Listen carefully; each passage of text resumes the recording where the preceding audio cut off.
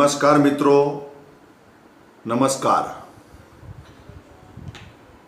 અહીં તમે સ્ક્રીન ઉપર જોઈ શકતા હશો મિત્રો, પ્રકરણ નંબર 6 રેખાઓ અને ખૂણાઓ, ધોરણ 9, વિષય ગણિત। આ પ્રકરણનો મિત્રો આજે આપણે અભ્યાસ ચાલુ કરીએ છીએ। પ્રકરણ ખૂબ જ સરળ છે, પરંતુ એના જે પણ નાના મોટા કન્સેપ્ટ છે મિત્રો, એનો જો તમને બરાબર ખ્યાલ હોય તો પ્રકરણ ખૂબ જ સરળ છે। પ્રકરણ મિત્રો મુખ્યત્વે 3 ભાગની અંદર વહેંચાયેલું છે। પ્રકરણ મુખ્યત્વે 3 ભાગની અંદર વહેંચાયેલું છે। ત્રણેય ભાગની આપણે ચર્ચા કરીશું મિત્રો। ફરી બોલું છું, પ્રકરણનું નામ છે રેખાઓ અને ખૂણાઓ। રેખાઓને અંગ્રેજીમાં કહેવાય છે લાઇન્સ, બહુવચન છે। રેખા એટલે લાઇન અને રેખાઓ એટલે લાઇન્સ। એન અને એટલે એન, ખૂણાઓ એટલે એંગલ્સ, ANGLES, એંગલ્સ એટલે ખૂણાઓ। મિત્રો વ્યવહારની અંદર અથવા આપણા ઘરની જ વાત કરીએ તો ઘરની અંદર પણ તમે ઘણી બધી રેખાઓ પણ જોતા હશો, ઘણા બધા ખૂણા પણ જોતા હશો।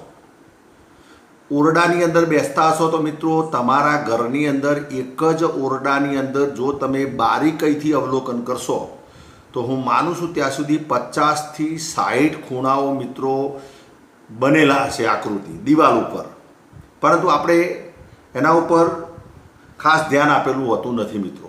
પણ જ્યારે આજે આપણે પ્રકરણની વાત કરીશું એટલે તમે જાતે નક્કી કરી શકશો કે હા, મારા ઘરની અંદર કેટલાય ખૂણાઓ જોવા મળે છે મિત્રો। હવે પ્રકરણ મુખ્યત્વે 3 ભાગમાં વહેંચાયેલું છે।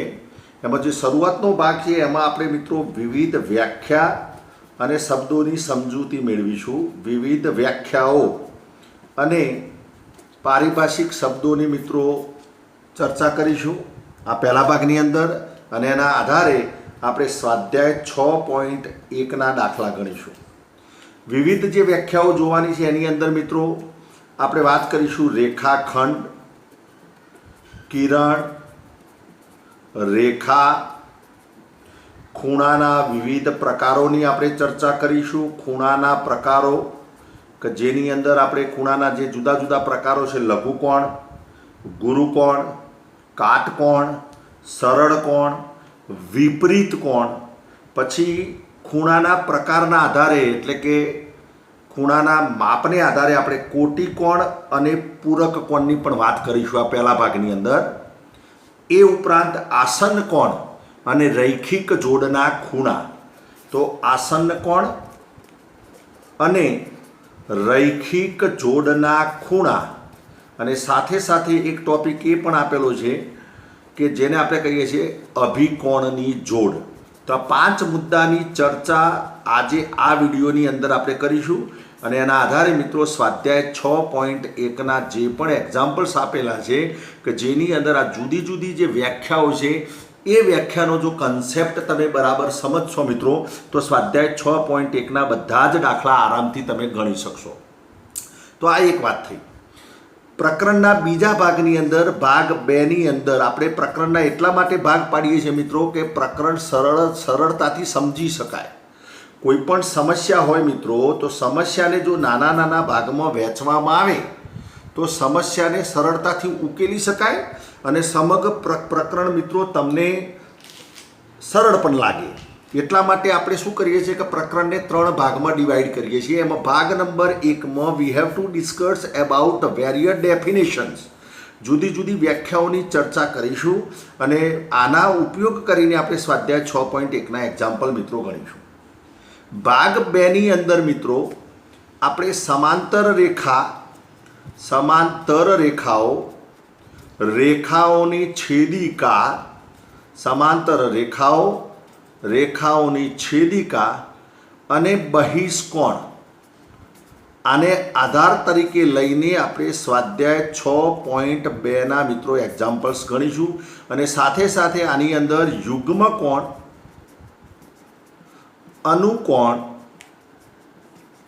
અને અંતકોણ, આ પણ ચર્ચા કરીશું। એ જ્યારે પણ આપણે રેખાઓની છેદિકાની જ્યારે આપણે ચર્ચા કરીશું એ વખતે આ ત્રણ કન્સેપ્ટ પણ આપણે મિત્રો શીખીશું, યુગ્મ કોણ, અનુકોણ અને અંતકોણ। અને આનો સહારો લઈને આપણે ભાગ નંબર 2નો ઉપયોગ કરીને સ્વાધ્યાય 6.2ના મિત્રો એક્ઝામ્પલ્સ ગણીશું। તો આ બીજો ભાગ છે મિત્રો। ભાગ નંબર 3ની અંદર આપણે ત્રિકોણના ત્રણેય ખૂણાનો સરવાળો 180 થાય છે આ પ્રમેય સમજીશું મિત્રો। ત્રિકોણના ત્રણેય ખૂણાઓનો સરવાળો 180 થાય છે અને ત્રિકોણનો બહિષ્કોણ એનો ઉપયોગ કરીને આપણે મિત્રો સ્વાધ્યાય 6.3ના એક્ઝામ્પલ્સ ગણીશું।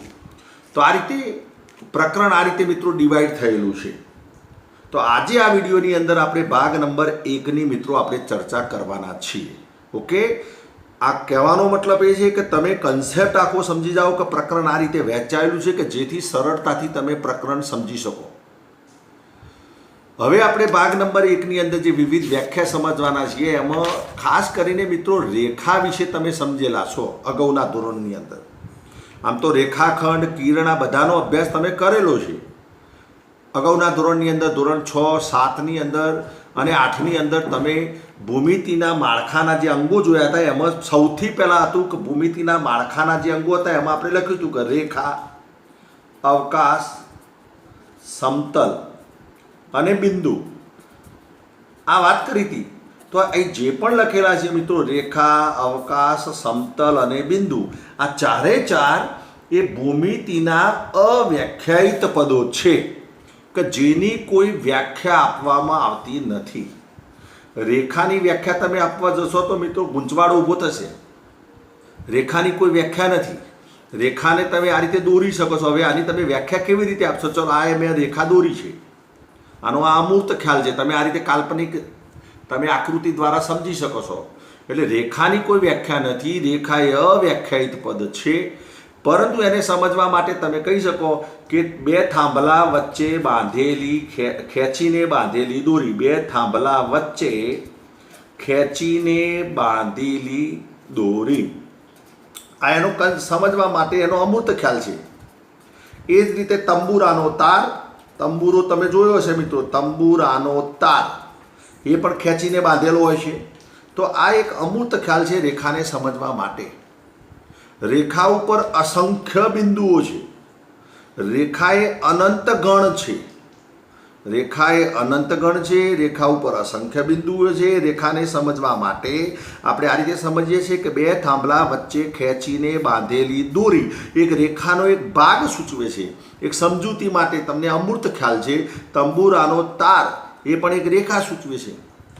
એ જ પ્રમાણે રેલવે ટ્રેક ઉપર તમે જોતા હશો કે ગાડી જતી હોય તો જે રેલવેના જે પાટા હોય છે લાંબા છે, તો એક રેખાનો કાલ્પનિક ભાગ છે મિત્રો। સમાંતર રેખાનો કાલ્પનિક ભાગ છે અમે ખાસ કરીને કે રેલવેના બે પાટા જે હોય છે મિત્રો એ સમાંતર રેખા છે, એક જગ્યાએ ભેગા થતા નથી। તો આ આપણે સમજેલા છે મિત્રો। હવે રેખા ઉપરથી આપણે રેખાના જે ઉપગણ છે એને આપણે કહીએ છીએ કિરણ, એ રેખાનો ઉપગણ છે। રેખાખંડ એ પણ એક રેખાનો ઉપગણ છે। તો રેખાખંડ કોને કહેવાય? તો આ જે રેખા દોરેલી છે મિત્રો એના ઉપર બે અંત્ય બિંદુ, અહીં તમે જુઓ મેં બે ટપકા કર્યા છે, બે અંત્ય બિંદુ વાળો રેખાનો એક ભાગ એને રેખાખંડ કહેવામાં આવે છે। બે અંત્ય બિંદુઓ વાળા, લખવી હોય તો વ્યાખ્યા આ રીતે આપી શકાય, બે અંત્ય બિંદુ વાળા રેખાના ભાગને રેખાખંડ કહે છે। આ રીતે તમે આપી શકો એની વ્યાખ્યા આપવી હોય તો। એ જ રીતે કિરણની જો વ્યાખ્યા આપવી હોય તો તમે આને, આ કિરણનો કન્સેપ્ટ છે, આ કિરણની આકૃતિ છે, તો કિરણ એ વાસ્તવમાં રેખાનો ઉપગણ છે, પરંતુ કિરણને અંત્યબિંદુ કેટલું છે? એક જ છે। તો ત્યાં એવું લખી શકો એક જ અંત્યબિંદુ વાળા, એક જ અંત્યબિંદુ વાળા રેખાના ભાગને કિરણ કહે છે। એક જ અંત્યબિંદુ વાળા રેખાના ભાગને કિરણ કહે છે। અહીં લખ્યું બે અંત્યબિંદુવાળા રેખાના ભાગને રેખાખંડ કહે છે. હવે અહીં એક રેખા દોરેલી છે મિત્રો, સ્ક્રીન ઉપર તમે જુઓ છો, અહીં એક રેખા દોરેલી છે. રેખાને દર્શાવવા માટે રેખા ઉપર આવેલા અસંખ્ય બિંદુઓમાંથી કોઈ પણ બિંદુ બે બિંદુને લઈને આપણે રેખાનું નામ આપીએ છીએ. દાખલા કે મેં બે બિંદુ એ અને બી લીધા તો આને દર્શાવવા માટે આપણે લખી શકીએ કે રેખા એ બી, અને આ રીતે લખી શકાય રેખા એ બી. સંકેતમાં લખવું હોય તો તમે લખી શકો એ બીના ઉપર મિત્રો આ રીતે સંકેત કરો તો આને કહેવાય રેખા એ બી, વંચાય રેખા એ બી. અથવા ઘણી વખતે ગણિતની અંદર કે રેખા એ બીને અંગ્રેજી મૂળાક્ષરો મેં ખાસ કરી લે એલ, એમ, એન જેવા સંકેત વડે પણ દર્શાવવામાં આવે છે. એટલે રેખાને દર્શાવવા માટે કોઈ પણ બે બિંદુ લઈને તમે એનું નામો બી કરી શકો છો અને રેખા એ બી કહેવાય છે. રેખાને દર્શાવવા માટે ઘણી વખતે અંગ્રેજી મૂળાક્ષરો એલ, એમ અને એનનો પણ આપણે ઉપયોગ કરીએ છીએ. હવે જે આપણી વાત હતી કે રેખાખંડ એ બી, તો આપણે હાલ વાત કરીએ એમ કે બે અંત્યબિંદુવાળો રેખાનો ભાગ એને રેખાખંડ એ બી કહેવાય. તો રેખાખંડ એ બીને દર્શાવવા માટે એ બીના ઉપર મિત્રો નાની લીટી કરવામાં આવે છે અને એને વંચાય છે શું? રેખાખંડ એ બી. રેખાખંડ એ બી અને વંચાય છે. તો રેખાખંડ એ બી એટલે એ અને બી અંત્યબિંદુ અને એથી બી સુધીના, એથી બી વચ્ચેના તમામ બિંદુઓનો ગણ અને આપણે રેખાખંડ એ બી કહીએ છીએ. રેખાખંડ એ બીમાં એ બી સહિત એ અને બી વચ્ચે આવેલા તમામ બિંદુઓના ગણને રેખાખંડ એ બી કહે છે. અને તમારા ગણની પરિભાષામાં લખવું હોય રેખાખંડ એ બીને તો તમે આ રીતે લખી શકો કે રેખાખંડ એ બી એટલે એ બિંદુ, બી બિંદુ આ બંને લેવાના, સાથે સાથે એટલે યોગ ગણ એવા બિંદુ પી મળે વચ્ચે, કોઈ પણ વચ્ચે કે જે પી બિલોંગ્સ ટુ રેખા એ બી. એટલે કે રેખા એ બીના એ અને બીની વચ્ચે આવેલા એવા પી બિંદુ કે જે પી બિલોંગ્સ ટુ રેખા એ બી. તો આનો જે યોગ ગણ લો મિત્રો એને કહેવાય રેખાખંડ એ બી. એટલે તમારે હાલ યોગ ગણમાં પડવાનું નથી, તમારે તો એટલું જ યાદ રાખવાનું છે કે બે અંત્યબિંદુવાળા રેખાના ભાગને રેખાખંડ કહેવાય અને રેખાખંડને આ રીતે મિત્રો સંકેતમાં દર્શાવી શકાય. એ જ રીતે કિરણની વાત કરી તો ચલો આ બિંદુ એ છે તો એથી બી તરફનો જે ભાગ છે મિત્રો, એથી બી તરફનો એને કિરણ એ બી કહેવાય. તો કિરણ એ બીને સંકેતમાં, કારણ કે કિરણને એક જ અંત્યબિંદુ છે એટલે કિરણ એ બીને સંકેતમાં એ બીના ઉપર મિત્રો આ રીતે નાનકડો સંકેત કરવાનો છે, એને કિરણ એ બી કહેવામાં આવે છે. એટલે કિરણ એ બી એટલે એક અંત્યબિંદુવાળું, અંત્યબિંદુ કિરણ એ બીને એક જ છે એ બિંદુ, એ અંત્યબિંદુવાળું એટલે એથી બી તરફનો તમામ તમે જે બિંદુઓનો ગણ છે એના મિત્રો કિરણ એ બી કહેવામાં આવે છે. આની અંદર જે ગણની પરિભાષામાં કીધું એમાં પી બિલોંગ્સ ટુ એ બી ખરું, પણ અહીં કયા પ્રકારનો કે એ ડેશ પી ડેશ બી પ્રકારનો બિંદુઓ. આ પી બિંદુ એ અને બીના વચ્ચેનો કે જો પી બિલોંગ્સ ટુ રેખા એ બી, પણ એ ડેશ પી ડેશ બી સ્વરૂપનો બિંદુ. એટલે રેખાખંડ એ બીનું જ્યારે ગણ સ્વરૂપ લખો એટલે શું થયું કે એ અને બી સહિત એ લેવાનું, બી લેવાનું અને એથી બી તરફનું બધા જ બિંદુઓનો ગણ એ અને બી વચ્ચેના એટલે પી ટાઈપના બિંદુઓ કે એ ડેશ પી ડેશ બી પ્રકારના બધા જ બિંદુઓનો જ્યારે ગણ લેવામાં આવે તો એના મિત્રો રેખાખંડ કહે છે. તો આ રીતે મિત્રો તમે કિરણ એ બીને સંકેતમાં દર્શાવી શકો, રેખાખંડ એ બીને એ બીના ઉપર લીટી તરીકે દર્શાવી શકાય, રેખા એ બીને એ બીના ઉપર મિત્રો નાનકડો આ રીતે બંને બાજુ તીર હોય એ રીતે તમે દર્શાવી શકો છો. અને ઘણી વખતે રેખાને દર્શાવવા માટે એલ, એમ, એન જેવા અંગ્રેજી મૂળાક્ષરો પણ મિત્રો દર્શાવવામાં આવે છે. તો આ કન્સેપ્ટ તમે અગાઉના ધોરણમાં મિત્રો શીખેલા છીએ. તો આપણે બે કિરણ અને રેખાખંડની ચર્ચા કરી.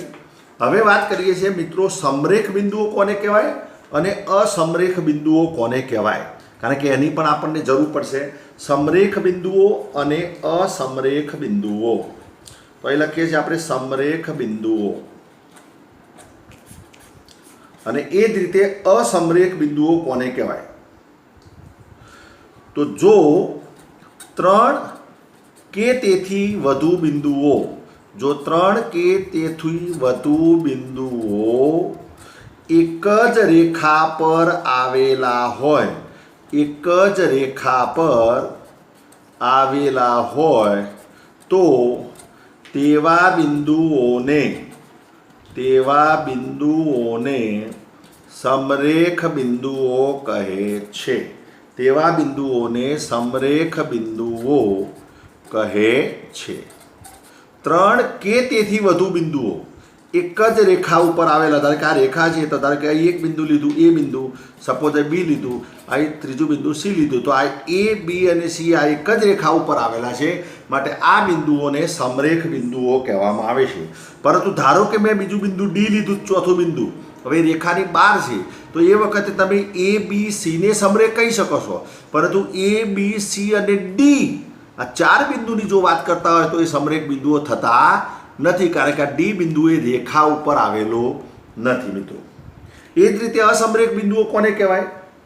તો આનાથી ઉલટી વ્યાખ્યા છે કે 3 કે તેથી વધુ બિંદુઓ એક જ રેખા પર આવેલા ન હોય, શબ્દ બદલવાનો છે તમારે, આવેલા હોય તો આવેલા ન હોય. દાખલા કે આ 4 બિંદુઓની આપણે જ્યારે ચર્ચા કરતા હોઈએ છીએ તો આ અસમરેખ બિંદુઓ છે, પરંતુ તમે એ, બી અને સીની જ જો વાત કરતા હોય તો મિત્રો એ સમરેખ બિંદુઓ છે.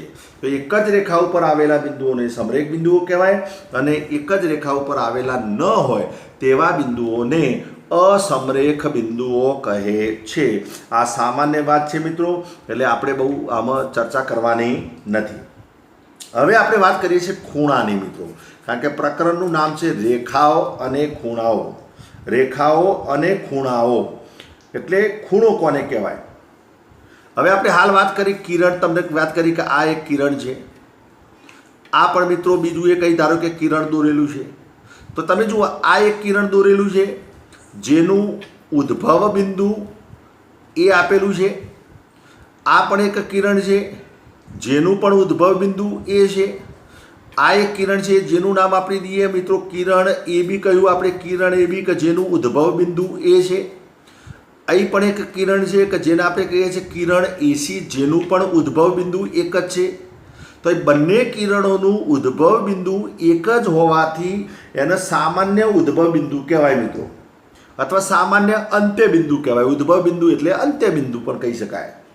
તો સામાન્ય અંત્ય બિંદુવાળા 2 કિરણો, અહીં તમે જુઓ કેટલા કિરણો થયા, 2 કિરણો ઉદ્ભવતા હોય ત્યારે મિત્રો અહીં જે બને છે, આ આકૃતિ જે બને છે એને મિત્રો ખૂણો કહેવાય.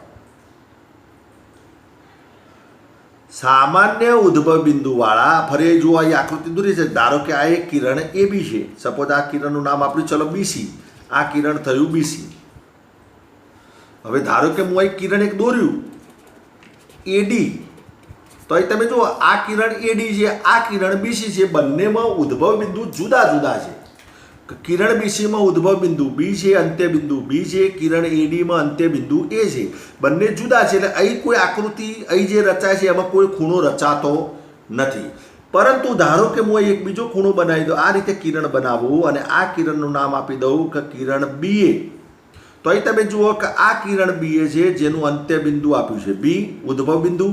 આ કિરણ છે બીસી જેનું પણ ઉદ્ભવ બિંદુ આપ્યું છે બી, તો સામાન્ય ઉદ્ભવ બિંદુ થયું. આવા 2 કિરણોનો જ્યારે યોગગણ રચાય અથવા 2 કિરણોની જોડ વડે જે પણ આકૃતિ રચાય છે અને આને કહેવામાં આવે છે મિત્રો ખૂણો. અને આ આકૃતિ જે બનાવી, અહીં જે ખૂણો બન્યો એ બી સી, અને સંકેતમાં આપણે આ રીતે ચિહ્ન કરીને અને લખીએ છીએ ખૂણો એ બી સી વડે દર્શાવીએ છીએ.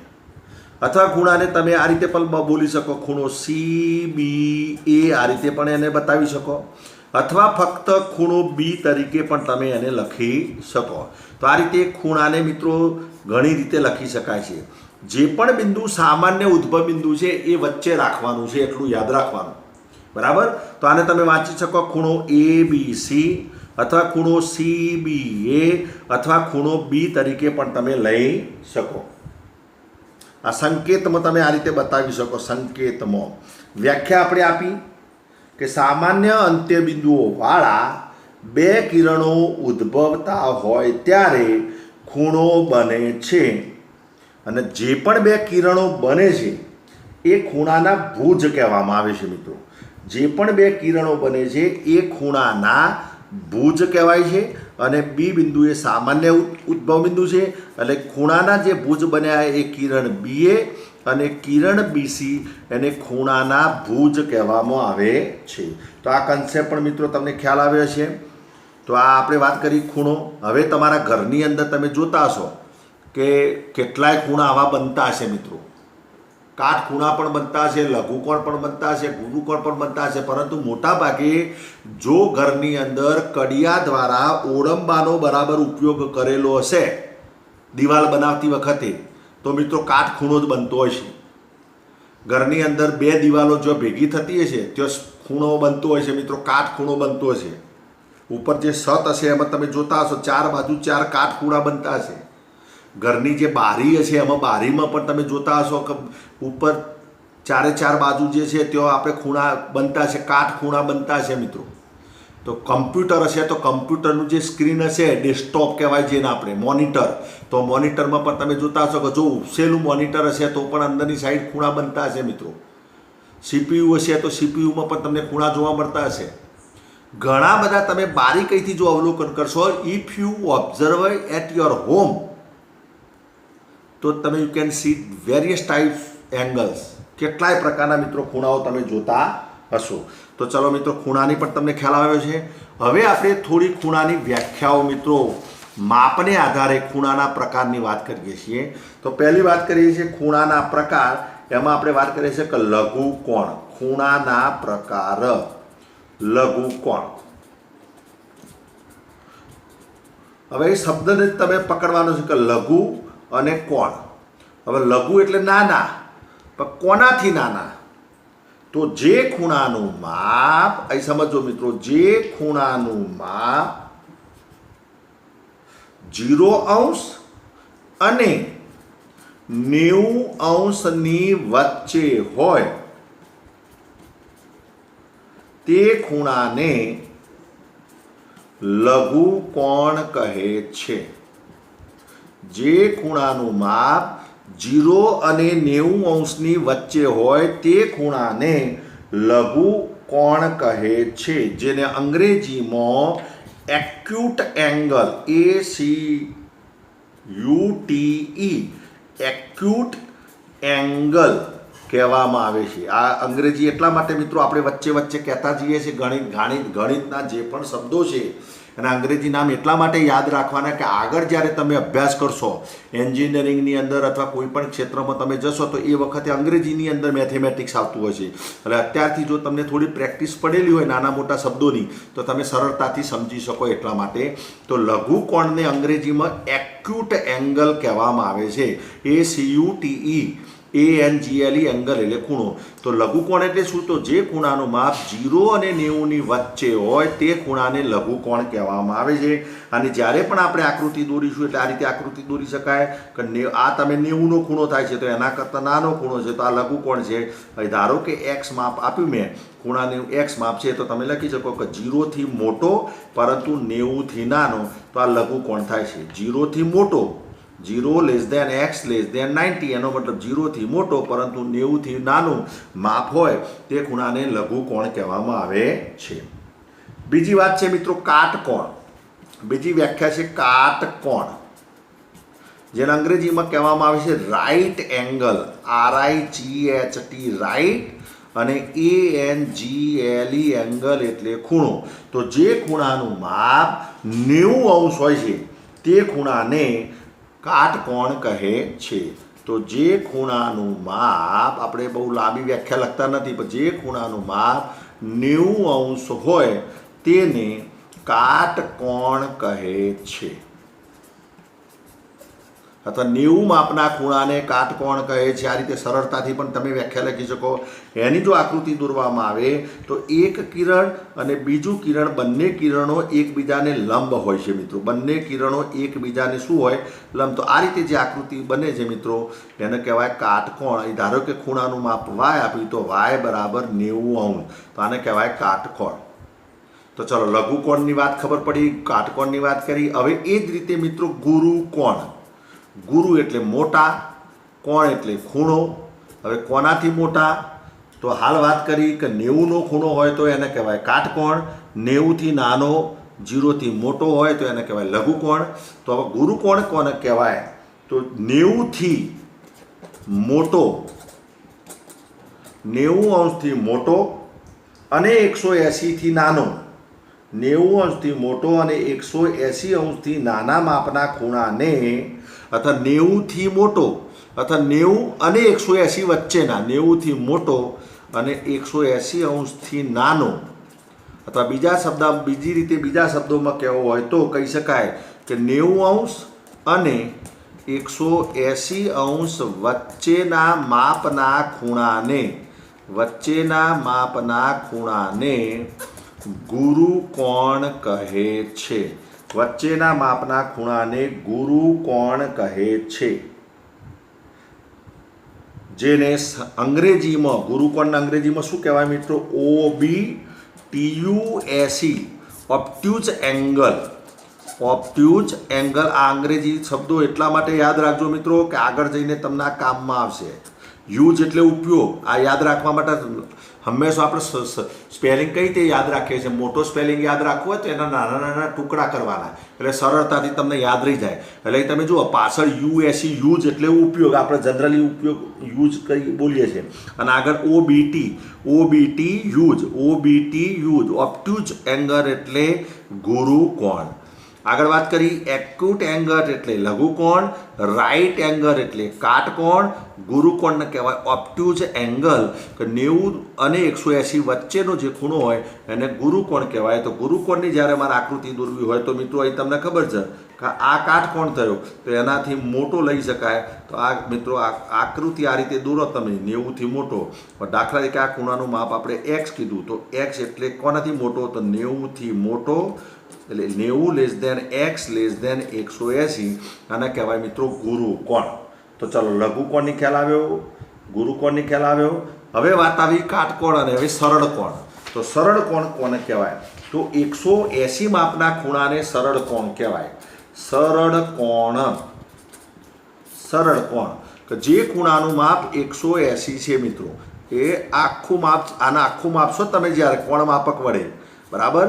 અહીં ધારો કે કોઈ બિંદુ સમજો, હવે તમે કોણ માપક વડે આને માપશો તો આ 180 અંશનું માપ થશે. તો આવો જ્યારે આકૃતિ રચાય મિત્રો તો એને કહેવાય સરળ કોણ.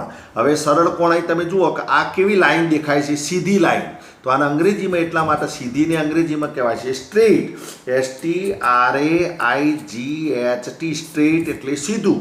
સ્ટ્રેટ એટલે સીધું. તો સ્ટ્રેટ એંગલ, આને અંગ્રેજીમાં કહેવાય સ્ટ્રેટ એંગલ, સરળ કોણ. તો જે ખૂણાનું માપ 180 અંશ છે તે ખૂણાને સરળ કોણ કહેવામાં આવે છે. બહુ સરળ વ્યાખ્યા છે. જે ખૂણાનું માપ 180 અંશ છે તેને સરળ કોણ કહેવામાં આવે છે, અને અંગ્રેજીમાં કહેવામાં આવે છે સ્ટ્રેટ એંગલ.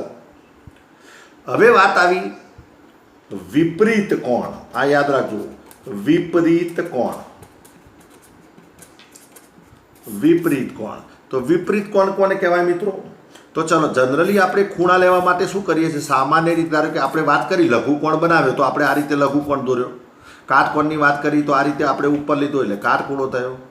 પૂરકકોણની વાત, પૂરકકોણ ક્યાં? આપણે ગુરુકોણની વાત કરી તો આપણે આ રીતે કિરણ દોર્યું એટલે ગુરુકોણ થયો. સરળ કોણની વાત કરી તો આપણે સીધી લાઈન દોરી, બે કિરણો આ રીતે સીધી રેખા દોરી તો એને આપણે સરળ કોણ કીધો. પરંતુ આ રીતે જો આકૃતિ દોરવામાં આવે કે ચલો આ એક ત્રિકોણ છે, આ એનું અંત્યબિંદુ લીધું, એ આ કિરણ આપણે દોર્યું ત્રિકોણ કે આ એક કિરણ છે જેનું ઉદ્ભવ બિંદુ એ છે. હવે ખૂણો નીચેની તરફ રચાતો હોય મિત્રો, આ રીતે બનતો હોય, અને તમે અહીંથી માપ લેતા હોય, આ માપ લેતા હોય મિત્રો, આ રીતે જો માપ લેતા હોય તો આ જે ખૂણો બન્યો અંદર, આ ખૂણો એને કહેવામાં આવે છે વિપરીત કોણ. હવે આનું કહેવાનો મતલબ શું થયો કે જે ખૂણાનું માપ 180 થી વધુ, જે ખૂણાનું માપ 180 થી વધુ અને 360 થી ઓછું, જે ખૂણાનું માપ 180 થી વધુ અને 360 થી ઓછું હોય તે ખૂણાને વિપરીત કોણ કહે છે. અથવા બીજા શબ્દોમાં એને કહેવું હોય તો કહી શકાય કે 180 અને 360 વચ્ચેના ખૂણાને વિપરીત કોણ કહે છે. 180 અને 360 વચ્ચેના ખૂણાને વિપરીત કોણ કહે છે, જેને અંગ્રેજીમાં reflex REFLEX reflex angle REFLEX એટલે રિફ્લેક્સ એંગલ કહેવામાં આવે છે મિત્રો. ઓકે, તો આ રીતે જુદા જુદા ખૂણાના માપના આધારે આપણે પ્રકારો જોયા. સૌપ્રથમ આપણે વાત કરી લઘુકોણની, એના પછી વાત કરી ગુરુકોણની, એના પછી વાત કરી કાટકોણની, એના પછી વાત કરી સરળ કોણની અને એના પછી વાત કરી મિત્રો વિપરીત કોણની વાત કરી. ફરી એકવાર બોલી જાઉં છું, જે ખૂણાનું માપ 90થી નાનું હોય એટલે 0 અને 90 વચ્ચેના ખૂણાને લઘુકોણ કહેવામાં આવે છે, જેને અંગ્રેજીમાં એક્યુટ એંગલ કહેવામાં આવે છે. ગુરુકોણ એટલે 90થી મોટો અને 180થી નાનો એટલે 90થી 180 વચ્ચેના ખૂણાને ગુરુકોણ કહેવામાં આવે છે, જેને ઓબ્ટ્યુઝ એંગલ કહેવામાં આવે છે. કાટકોણ એટલે જે ખૂણાનું માપ 90 અંશ હોય તે ખૂણાને કાટકોણ કહેવામાં આવે છે, જેને રાઈટ એંગલ કહેવામાં આવે છે. સરળ કોણ 180 માપના ખૂણાને સરળ કોણ કહેવામાં આવે છે, જેને સ્ટ્રેટ એંગલ કહેવામાં આવે છે. અને વિપરીત કોણ કોને કહેવાય તો 180 અને 360 વચ્ચેના ખૂણાને વિપરીત કોણ કહેવામાં આવે છે, જેને રિફ્લેક્સ એંગલ કહેવામાં આવે છે. તો આ મિત્રો વાત કરી ખૂણાના પ્રકારના આધારે. હવે બે વ્યાખ્યા પણ આપણે જોઈ લઈએ, કોટી કોણ અને પૂરક કોણ. અગાઉ તમે આ શીખેલા છો. કોટી કોણ અને પૂરક કોણ. કોટી કોણ કોમ્પ્લિમેન્ટરી એંગલ્સ કોને કહેવામાં આવે છે? Complimentary angles COMPLEMENTARY complimentary angles એટલે કોટી કોણ. અને એ જ રીતે બીજી વ્યાખ્યા આપણે સમજીએ છીએ પૂરક કોણ, એને કહેવામાં આવે છે supplementary angle SUPPLEMENTARY supplementary angle એટલે આને કહેવામાં આવે છે પૂરક કોણ. સપ્લિમેન્ટરી એટલે પૂરક કોણ, કોમ્પ્લિમેન્ટરી એટલે કોટી કોણ. કોટી કોણ કોને કહેવાય? જો બે ખૂણાના માપનો સરવાળો, સમજો, જો બે ખૂણાના માપનો સરવાળો 90 અંશ થતો હોય તો તે બે ખૂણાને એકબીજાના કોટી કોણ કહે છે. બહુ સરળ વ્યાખ્યા છે મિત્રો. જો બે ખૂણાના માપનો સરવાળો 90 થતો હોય, આ શબ્દ યાદ રાખજો, સરવાળો 90 થતો હોય તો તે બે ખૂણા એકબીજાના કોટી કોણ કહે છે. અને એ જ રીતે પૂરક કોણ કોને કહેવાય કે જો બે ખૂણાના માપનો સરવાળો 180 અંશ થતો હોય તો તે બે ખૂણાને એકબીજાના પૂરક કોણ કહે છે. હવે આવા દાખલા તમે અગાઉ શીખેલા છો કે દાખલા કે એક ખૂણાનું માપ 20 અંશ આપ્યું હોય અને તમને કહે કે એનો કોટી કોણનું માપ શોધો, તો આપણે શું કરતા હતા અગાઉના ધોરણની અંદર કે 90માંથી જે પણ ખૂણાનું માપ આપ્યું એને બાદ કરતા હતા, તો વધે છે 90માંથી 20 બાદ કરતો હતો 70. તો આનો મતલબ શું થયો કે 20નો કોટી કોણ કેટલો થયો? 70. અથવા બીજા શબ્દોમાં કહેવું હોય તો 70નો કોટી કોણ કેટલો થયો? 20. એ જ રીતે એક ખૂણાનું માપ 50 હોય તો 90માંથી બાદ કરશો તો જવાબ આવશે 40. તો આનો મતલબ 50નો કોટી કોણ 40 થયો અથવા 40નો કોટી કોણ થયો મિત્રો 50. અથવા બીજા શબ્દોમાં કહેવું હોય તો બંનેનો સરવાળો કરો તમે, 50 અને 40નો સરવાળો 90 થાય છે, માટે આ બંને ખૂણા એકબીજાના કોટી કોણ છે. એ જ રીતે પૂરક કોણ લેતા હતા તો એક ખૂણાનું માપ 20 આપ્યું હોય તો બીજા ખૂણાનું માપ ધારો કે 160 થાય તો બંનેનો સરવાળો 180 થાય છે. તો આ બંને ખૂણા એકબીજાના પૂરક કોણ કહેવામાં આવે છે. તો આ પણ કન્સેપ્ટ આપણે શીખ્યા હતા. તમારે હાલ આટલું જ યાદ રાખવાનું છે કોમ્પ્લિમેન્ટરી એંગલની અંદર કે જો બે ખૂણાના માપનો સરવાળો 90 થતો હોય તો તે બે ખૂણાને એકબીજાના કોટી કોણ કહે છે. અને જો બે ખૂણાના માપનો સરવાળો 180 થતો હોય તો તે બે ખૂણાને એકબીજાના પૂરક કોણ કહે છે. હવે વાત કરીએ મિત્રો આસન કોણ. આસન કોણ. હવે પહેલાં હું આકૃતિ દોરું તો તમને ઝડપી ખબર પડશે આસન કોણની. આપણે લખીએ છીએ આસન કોણ. આસન કોણ જેને અંગ્રેજીમાં કહેવાય છે એડજન્ટ. આપણે એડજન્ટ શબ્દ વાપરીએ છીએ ADJCENT એડજન્ટ એંગલ એટલે એને કહેવામાં આવે છે આસન કોણ. હવે હું આકૃતિ દોરું એટલે તમને વધારે કન્સેપ્ટ ક્લિયર થશે. ચલો આ એક કિરણ રચ્યું મિત્રો. ચલો હવે બે કિરણો રચ્યા એટલે ખૂણો બની ગયો. અહીં તમે આ એક ખૂણો બન્યો. ધારો કે આનું નામ આપી દઈએ. અહીં ધારો કે ડી નામ આપું છું, અહીં ધારો કે બી નામ આપ્યું અને અહીં નામ આપ્યું સી. તો તરત જ તમે કહેશો કે સાહેબ આ ખૂણો બન્યો ખૂણો DBC. અહીં બન્યો ખૂણો DBC અથવા ખૂણો CBD. હવે હું શું કરું છું મિત્રો, શિરોબિંદુ એકના એક રાખું છું. આ ખૂણાનું શિરોબિંદુ બી છે તો અહીં બીજો એક ખૂણો બનાવું છું મિત્રો. અહીં તમે જુઓ એક બીજો ખૂણો હું બનાવું છું. તો આ જે બીજો ખૂણો બન્યો અહીં ધારો કે નામ આપી દઈએ આપણે કિરણ BA કહીએ અને કિરણ BA. તો આ બીજો એક ખૂણો બન્યો કે જેનું નામ થયું ખૂણો ABD. ખૂણો ABD. ઓકે, બે આકૃતિમાં તમને ખ્યાલ આવે છે બે ખૂણા થયા. એક ખૂણો થયો ABD, બીજો ખૂણો થયો DB અને C. તો હવે આપણે આની વ્યાખ્યા આપવી હોય તો આપી શકાય કે જો બે ખૂણાઓનું શિરોબિંદુ એક જ છે. તમે જુઓ આ બી શિરોબિંદુ, તમે ખૂણા DBC કીધું તો એમાં પણ શિરોબિંદુ B છે. તમે ખૂણો AB અને D કહ્યું તો એમાં પણ શિરોબિંદુ B છે. તો જો બે ખૂણાઓનું શિરોબિંદુ એક જ હોય, હવે એક ભુજ સામાન્ય છે. તમે આ ખૂણાની વાત કરી, જ્યારે ABD ની વાત કરી તો એમાં ભુજ આવ્યો BD અને તમે DBC ખૂણાની વાત કરી તો એમાંય ભુજ આવ્યો BD. તો આ જે BD ભુજ છે એ બંને ખૂણામાં સામાન્ય ભુજ છે. સામાન્ય ભુજ છે મિત્રો બંને ખૂણાની અંદર. કયો ભુજ? કિરણ BD. તો જો બે ખૂણાઓનું શિરોબિંદુ એક જ હોય, સમજો બરાબર, શિરોબિંદુ, આ બે કન્સેપ્ટ યાદ રાખવાના. શિરોબિંદુ એક જ હોય, એક ભુજ સામાન્ય હોય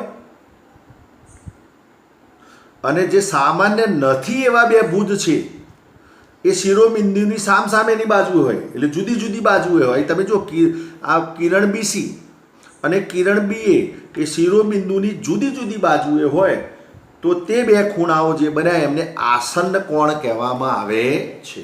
તો અહીં ખૂણો DBC અને ખૂણો ABD એકબીજાના આસન્ન કોણ અથવા એડજેન્ટ એંગલ કહેવામાં આવે છે. અહીં આકૃતિ ઉપરથી મિત્રો તમને ખ્યાલ આવ્યો છે કે એક ભુજ.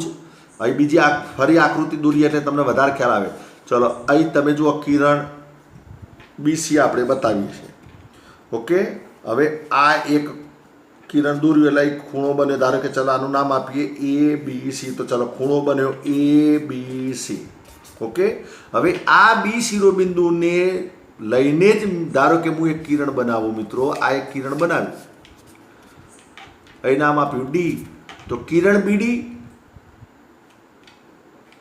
અને કિરણ BA વડે જે ખૂણો બન્યો આવ્યો મિત્રો અહીં, તો આનું નામ આપીએ DBA અથવા ABD. તો ખૂણો DBA. હવે આ આકૃતિમાં જુઓ તો ખૂણા ABCમાં શિરોબિંદુ B છે, ખૂણા ABDમાં શિરોબિંદુ B છે. તો શિરોબિંદુ એક જ આવ્યું. હવે ખૂણા ABDમાં ભુજ BA અને ખૂણા ABCમાં ભુજ BA એ બંને ખૂણાઓમાં સામાન્ય ભુજ થયો. તો એક જ શિરોબિંદુ અને સામાન્ય ભુજ હોય એવા બે ખૂણાઓની જે અહીં બનતા હોય એ બે ખૂણાઓને એકબીજાના આસન્ન કોણ કહેવામાં આવે છે. તો આ રીતે મિત્રો તમે સમજી શકો છો. સામાન્ય ભુજ અહીં તમે જુઓ કિરણ BA સામાન્ય ભુજ છે.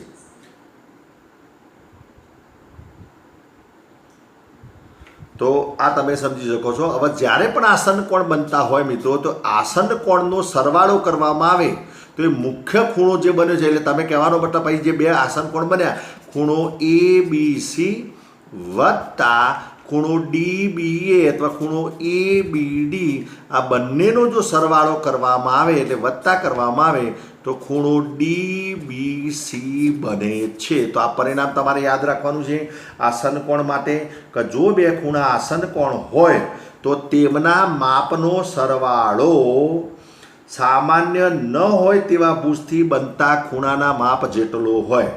બરાબર, એટલે આ મોટા ખૂણા જેટલો હોય. તો આ પણ તમે મિત્રો સમજી શકો. હવે વાત કરીએ ખૂણાની રૈખિક જોડના ખૂણા. રૈખિક જોડના ખૂણા. રૈખિક જોડના ખૂણા. હવે તમે આસન કોણ સમજ્યા છો એટલે તરત જ મિત્રો રૈખિક કોણની વાત આવશે. હવે અહીં તમે જો આ રૈખિક, અહીં ઉપર આકૃતિ દેખાય છે એમાં રૈખિક જોડના ખૂણા નથી. આ આસન કોણ છે, અહીં પહેલી આકૃતિ દેખાય છે એ રૈખિક જોડના ખૂણા નથી, આસન કોણ ખરા. તો હવે જે હું આકૃતિ દોરું છું એ મિત્રો બરાબર સમજો કે ચલો અહીં આપણે આ એક ખૂણો બનાવ્યો જેનું નામ આપ્યું ખૂણો એ બી અને સી. તો ખૂણો થયો એ બી અને સી. હવે આ ખૂણો જે બન્યો એમાં શિરોબિંદુ બી લીધું, ભુજ લીધો બી એ. હવે બીજો ખૂણો અહીં બનાવ્યો મિત્રો, આ જે બીજો ખૂણો તમને દેખાય છે એમાં પણ શિરોબિંદુ બી લીધું, એમાં પણ કોમન સામાન્ય ભુજ બન્યો બી એ. તો આગળ આસન કોણની જે વાત થઈ, હવે અહીં જે બે ખૂણા બન્યા એ બી ડી અને એ બી સી એકબીજાના આસન કોણ થયા. એટલે અગાઉની વ્યાખ્યા થઈ, હાલ જે વ્યાખ્યા સમજ્યા તે. પરંતુ ઉપરની આકૃતિમાં અને નીચેની આકૃતિમાં ફેર શું છે સમજો મિત્રો. અહીં જે આકૃતિ દોરી એમાં શિરોબિંદુ બી, ઉપરની આકૃતિમાં પણ શિરોબિંદુ બી, બંને ખૂણાનું સામાન્ય બિંદુ છે, શિરોબિંદુ છે. તો અહીં પણ બંને ખૂણાનું સામાન્ય શિરોબિંદુ છે. અહીં પણ ભુજ બી એ, આમાં પણ ભુજ બી એ છે. તો સામાન્ય ભુજ છે બંને ખૂણામાં. પરંતુ અહીં જે કિરણ બીડી છે અને અહીં જે કિરણ બીસી છે, અહીં કિરણ બીડી જુઓ, અહીં તમે કિરણ બીસી જુઓ, અને ઉપરની આકૃતિમાં તમે કિરણ બીડી જુઓ અને તમે ઉપરની આકૃતિમાં કિરણ બીસી જુઓ. તો અહીં જે બંને કિરણો એ એક જ રેખા બનાવતા નથી. જ્યારે નીચેની આકૃતિમાં કિરણ બીસી અને કિરણ બીડી એ પરસ્પર વિરુદ્ધ કિરણો છે અને આ પરસ્પર વિરુદ્ધ કિરણો વડે રેખા બને છે મિત્રો. તો જે આજે બે ભુજ બન્યા એનાથી રેખા બને છે. તો એ વખતે જે આકૃતિ બને અને એ વખતે જે ખૂણા બને એને રૈખિક જોડના ખૂણા કહેવામાં આવે છે. એટલે આની વ્યાખ્યા આપી હોય તો આ રીતે આપી શકાય કે જો બે આસન કોણ સામાન્ય ન હોય તેવા ભુજ એક રેખા બનાવે, જો બે આસન કોણના, આ જે આસન કોણ લીધા એનો સામાન્ય ન હોય એવા ભુજ, એટલે કિરણ બીડી એક સામાન્ય ભુજ નથી, કિરણ બીસી નથી, અને એના વડે જો રેખા બનતી હોય તો એને રૈખિક જોડના ખૂણા કહે છે. અને બરાબર એક પૂર્વધારણા યાદ રાખો કે રૈખિક જોડના ખૂણા પૂરક હોય છે. એટલે આ જે પણ બે રૈખિક જોડના ખૂણા બન્યા એના સરવાળો કરવામાં આવે તો 180 થાય છે. ધારો કે આ ખૂણાનું નામ આપણે એક્સ આપ્યું, આ ખૂણાનું નામ આપ્યું વાય, તો ખૂણો એક્સ વત્તા વાય લેવામાં આવે તો 180 થાય છે. તો આ પૂર્વધારણા છે, રૈખિક જોડના ખૂણાના માપનો સરવાળો 180 થાય છે. આ તમારે બરાબર યાદ રાખવાનું છે.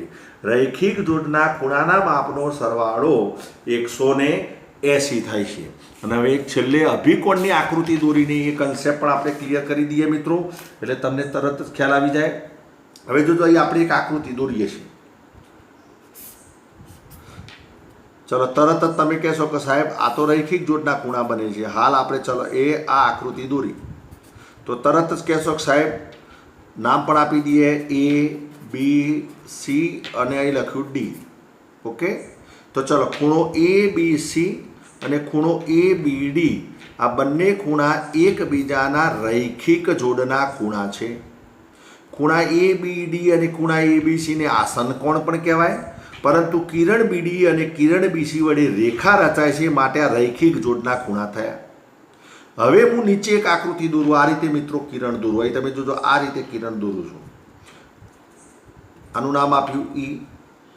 તો હવે જે ફિગર બની તો નીચે પણ મિત્રો આ બે ખૂણા બન્યા. તમે જુઓ કિરણ ડી, ખૂણો ડી બી ઈ અને ખૂણો સી બી ઈ, આ જે ખૂણો બન્યો તો આ બે ખૂણા પણ એકબીજાના રૈખિક જોડના ખૂણા થયા. તો આ રીતે જ્યારે આકૃતિ બને છે ત્યારે અભિકોણ કોને કહેવામાં આવે છે? જે સામસામેના ખૂણા છે. દાખલા તરીકે ખૂણો એ બી સી, ખૂણો એ બી સી અને ખૂણો ડી બી ઈ, ખૂણો ડી બી ઈ એ મિત્રો અભિકોણની જોડ બનાવે છે.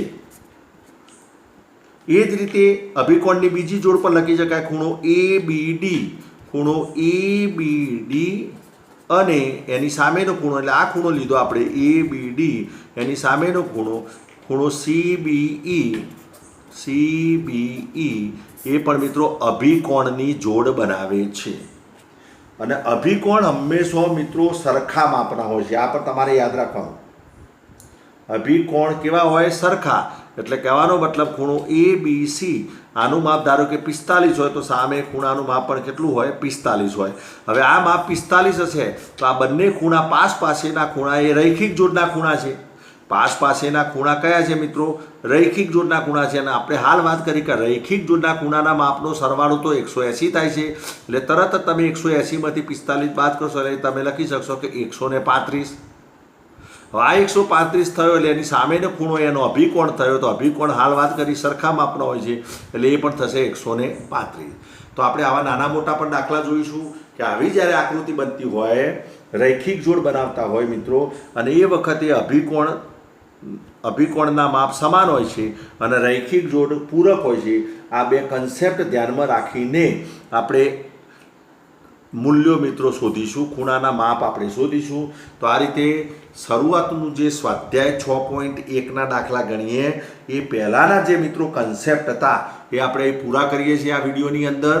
આ વિડીયોને બરાબર સમજજો અને જે પણ આપણે ચર્ચા કરી મિત્રો, રેખાની વાત કરી, રેખાખંડની વાત કરી, કિરણની વાત કરી, ખૂણાના પ્રકારો જોયા, લઘુકોણ, ગુરુકોણ, કાટકોણ, સરળ કોણ, વિપરીત કોણ, કોટી કોણ, પૂરક કોણ, આસન કોણ, રૈખિક જોડના ખૂણા અને અભિકોણ.